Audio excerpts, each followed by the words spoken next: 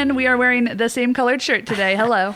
Hello, Anne, and our listeners. Hello, hello, hello. I've poured myself a vodka rocks just to get in the spirit of, I guess, seeing you. I felt like I needed to raise a glass to you, to our listeners. Welcome to another episode of You Might Know Her From. With Damien and Anne. I'm Damien holding a Coteron that gave me a headache from having 3 sips last night. I'm Anne. I hope that it's held up. I can't drink red wine without getting a headache anymore. It is the cool and interesting, cheers, by the way, to you and to you. All of y'all. Yeah, it is a cool and new development. The deeper you get into your 30s, it's like, oh, hangovers are awful. Why bother drinking? And then it's like, let me have a sip of wine while I watch a movie. And then it's like, oh, I have a headache and the movie's been on for 15 minutes. And I think it was the wine. It's really good to see you. We had like a whole plan because, look, this is the week of American Thanksgiving. It's a complicated holiday. I like any time I get to give thanks for my friends and my family and my life and my health. But it is based in a shitty tradition. So whatever you're doing this week, we are celebrating. I don't know. What are we celebrating? We're celebrating our screening for sure of Hillbilly Elegy, and we're celebrating Glenn Close's extra, extra large t-shirts.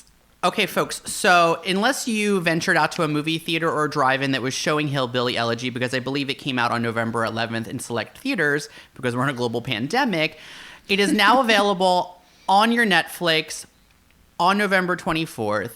Glenn Close is wearing extra, extra large t-shirts and sweatshirts. I wrote down every single t-shirt that she wore. Give it to me. Okay, so I think there's a cat, there's a dog, there's a cardinal, and there's the American flag, which is just, I feel like it is the most, it's just the most. Look, we had a whole plan that we were going to watch the movie separately, which we did, and talk about it here, which we're going to, but I don't know that we're going to lead with this as a recommendation. What I will say is that at the end of the movie, you get to see the real life character that Glenn Close has fucking played with like a hunchback and huge tits. Name is age Mama. Spots. Yeah, literally. Has no name. You literally get to see the real person that she's playing. And I was like, oh, she's fucking good. She looks exactly like her. She looked exactly like her. So you know what? It all worked for me in the end.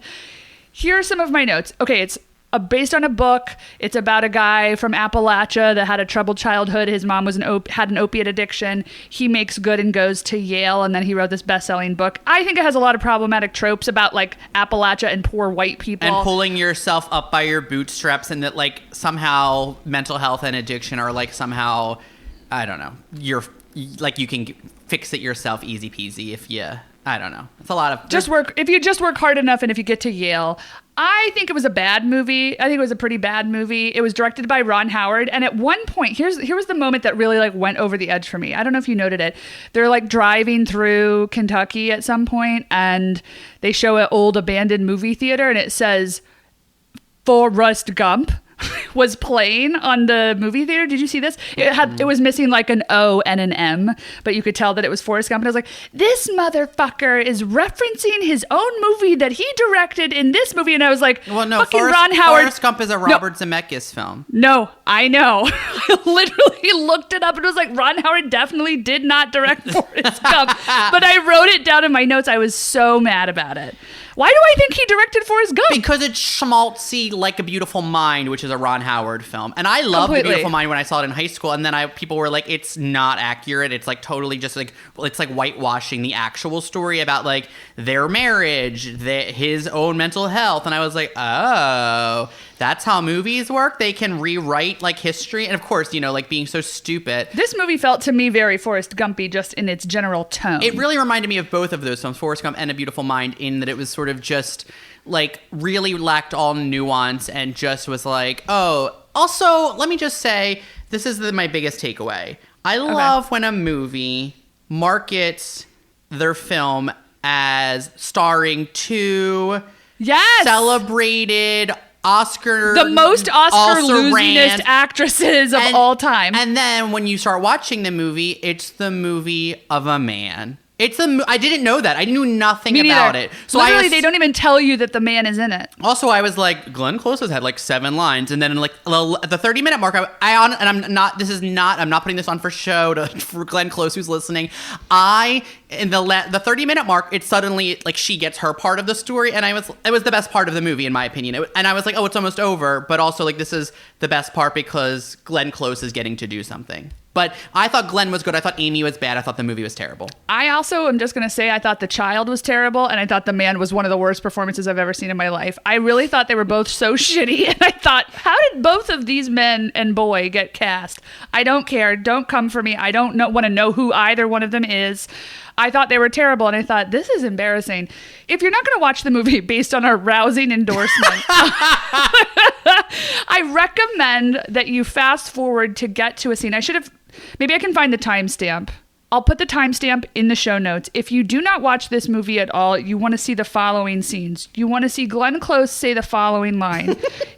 You know what's interesting about the Poles? She means Polish people. They bury their dead with their... I can't even get through it. She has a lot of idioms. Her character is like an old, like mean-talking, straight-talking Kentucky grandma. She says, you know what's interesting? She says this to like an 11-year-old child. You know what's interesting about the Poles?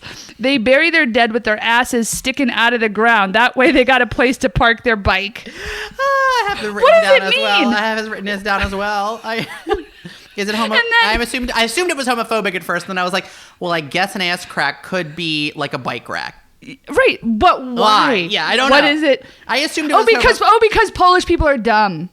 That is Polish. I forgot about those Polish jokes are about Polish people being dumb. Okay, okay, so this is a great segue, if you don't mind, for me to say that Polish jokes seem very dated to me, very 90s, and the movie is very clear to let you know that it's the 90s. There's a casino poster hanging up in someone's home. God. And also, Eagle-Eyed Cherry, Save the Night, is used at a... Save the night, bring the good on it's used for a pivotal moment, and I was like, oh, cool, is Closing Time going to play next? Like, what is... It's like, what? Like, what is happening? It was so bad. It was so heavy-handed. I have a real soft spot for Ron Howard, like the person, because he was in The Music Man as a child and Andy Griffith, and I love Happy Days, and I just love it. And you know what? We rewatched The Village recently, and we both love Bryce Dallas Howard. That was the reveal. So I have nothing against him personally. I do think his movies are pretty shitty and heavy-handed, but I will praise him for that Glenn Close moment and also an Amy Adams moment. Again, I'll put it in the show notes with the timestamp. She gets high, I'm assuming on some sort of like hydrocodone, while she's working in a hospital. She puts on a colleague's roller skates and roller skates through the hospital to the tune of Cruel Summer. And then somebody's like, somebody call security. And she mimics back to them, somebody call security. And then she starts laughing maniacally on roller skates in a hospital. That to me was worth the price of admission, which was $0 because it's Netflix. Well, you know, I love Cruel Summer and I love Bananarama. You know why I love Bananarama? Because they are famous for their singing in unison, which is the coolest thing about any musical group. I think their Wikipedia says famous for their one-part harmony, and there's 3 of them. Yeah, I think you could fast forward through the movie to watch the Glenn Close parts, because she really has a lot of great parts. Of course, there's the Terminator bit, which is in the trailer. Can you also and put in the show notes this time code where she flips Amy Adams the bird, and she's like, sit and spin on it or something? No, she says, okay, I think this was the screenwriter. The screenwriter thought sit and spin was like too cliched. So she says, I put it in my notes, perch and swivel. Which doesn't even really make sense. That means avoid it. To swivel. That writer literally put in thesaurus, went to thesaurus.com and was like, what is a synonym for sit? Perch. Also, at one point, Glenn Close says to her grandson, I'm going to cancel your birth certificate. I'm going to say this is going to be controversial. Tell me. I think the movie is generally getting terrible reviews, but I think that if the proper PR machine could get behind it, they could get Glenn Close an Oscar nomination and maybe a win depending on the rest of the competition. But I think she's good in it. I think, and also like she's unrecognizable, but you're right, she looks just like the real person. But I think that was the reveals at the end. You're like, oh, actually she looks exactly like this woman somehow and has the posture down, and I'm very into it. I just have one thing to say. One last thing. I think that Amy Adams was really channeling, or you know what? I think she would have done better if she had channeled Melissa Leo in The Fighter. Agree. It was literally like that scene where the kid breaks the eggs on the Easter tree. She says to him, "Oh, fuck you. Those are heirlooms. Those are my family's heirlooms." And I realized, she might be in Kentucky or Ohio. Who knows where they are at this point? But it was like Melissa Leo's scene in The Fighter. Yeah, I think I actually thought of The Fighter. I also thought of Margo Martindale's character in $1 Million Baby, the Clint Eastwood film. I felt like there were just a lot of caricatures of Southern or Southern Midwestern person, like, because, right, it was supposed to be sort of... That's the deal, is that basically the author got a lot of flack because he's not even of Appalachia. He, spent 4 summers in Appalachia with his, Appalachian family in Kentucky.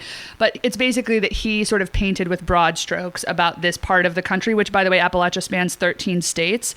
But that, he wasn't even an insider. So the fact that he's writing this about Appalachia is sort of laughable. The writing, the characterization of these characters is so bad. And it's if you want to see good, Southern movies, fucking watch Junebug, watch some shit like that, Yeah. But it's so weird to watch these movies where I'm what are you trying to say? And then there's, I could just go on and shit on this movie. There's that scene where he's oh yeah, all those, some guy is you go to Yale now, is it weird going home and seeing all those rednecks? And it's I mean, yes, people talk like that, but also, who would say that to someone's fucking face? Also, at a Yale event, it's all of those people are this is not grounded in reality. No one would say that to someone's face about their fucking family. It was also comical to me that he had already been out of Kentucky because he lived in Ohio. And, by the way, he got his undergrad at Ohio State. So the fact that he's at this, fancy Yale party, and he's how do I use the forks?